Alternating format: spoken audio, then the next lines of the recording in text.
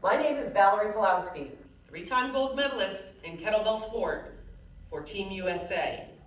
I'm going to show you the warm-up that goes into my routine and a warm-up that can be very versatile for you, and it's using the body bar. I've done this with a towel, done this with a broomstick. It can be all applicable to each one of those items.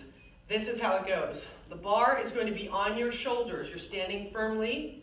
You're doing trunk twists. When you turn this bar, you're turning it by moving your shoulders, one in front of you and one behind you, doing about half a dozen, 6. So left and right is 1, left and right is 2, left and right is 3, all the way on up to 6. Next exercise is called a good morning. Rather than bend forward with all your weight, you want to think about your butt coming out from under you and your butt pushing forward. Your butt comes out from under you and your butt pushes forward. This is going to lay the patterning and the foundation for the hinging at your hips. It's a prevalent movement and the most important muscle group on our body to produce power and strength for kettlebell training. The bent forward trunk twist is next. So again here, bend forward, turn the shoulders, and nothing abrupt. You just want to look for more and more range of motion each time that you're turning the shoulders. One shoulder behind you, one shoulder in front of you. This is creating the connection between your upper and your lower body, and then it's going to join the linkage so that you can demand power from your legs through your core and torso up to your arms.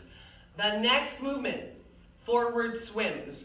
Forward swims are using your core and your torso to make one end of the bar go up and over forward and the other end of the bar coming down on the other side. It's not just simply moving the bar, but it's moving your body to effectively execute that motion. Backward swims, just reverse it. And again, open up your front of your body. You want to move from your middle and get that one end of the bar up and the other end of the bar down to create that motion. Next is stepping forward lunges. Again, caution, be careful on this. You want to stay nice and tall. I'm going to show it from the side. Step forward, decelerate the motion, push off nice and strong. Other leg, step forward, push off nice and strong. Left is 1, right is 1, and you're getting a total of 6 for each side. If you have a problem with the lunging forward and you tend to collapse, you want to take a step back for the lunge. That may effectively help you to recruit the use of, again, this hinging at your hip and the hamstring. These are warm-up exercises, moving in a nice gentle pattern to get ready for the intensity that's coming next. A squat is a very important exercise.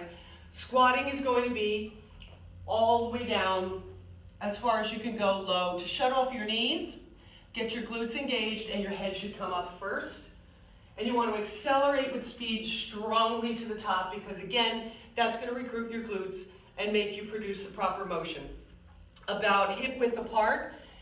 If you come to the bottom, your heels will be down on the floor. You'll get hip joint mobility here, and you will shut off your knees, creating space here. You will help with your hip joint mobility. And when you come down to the bottom, you'll know it because your calf will be against your hamstring. You always want to keep your head neutral, chin level with the ground. Come up with your head first, and that's going to make sure that you're using the glutes.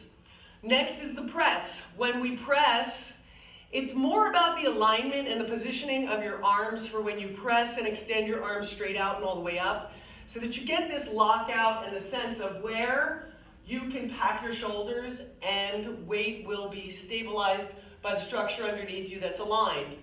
So you wouldn't want it here and you wouldn't want it way back there, and you don't want to be tilting your head. You want to pull the bar right down to your shoulders and then press and extend your arms, getting the sense of that pattern and where that movement is going to be best, effectively and best performed by your arms and your shoulders. About a little bit further than shoulder width apart.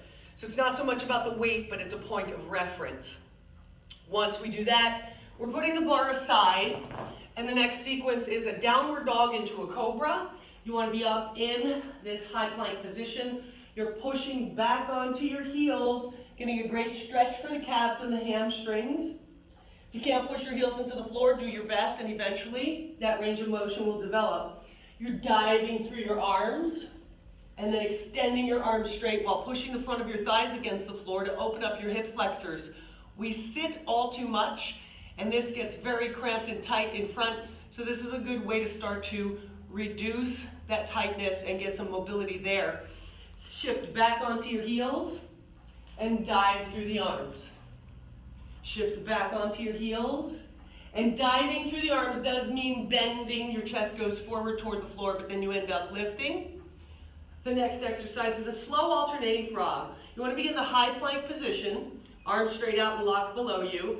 Step forward with your foot alongside your hand and allow your body weight to lean down into it.